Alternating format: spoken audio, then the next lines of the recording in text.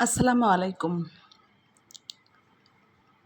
অসুস্থতার কারণে আমি আবৃত্তি বা গ্রামার ক্লাস, স্পোকেন ক্লাস কোনোটাই করতে পারি না।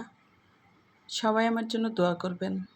আজকে আমি আমার একটা ছড়ার বই থেকে একটা ছড়া ভিডিও করে আপনাদের জন্য পোস্ট করলাম। আশা করি ছড়াটা সবার ভালো লাগবে।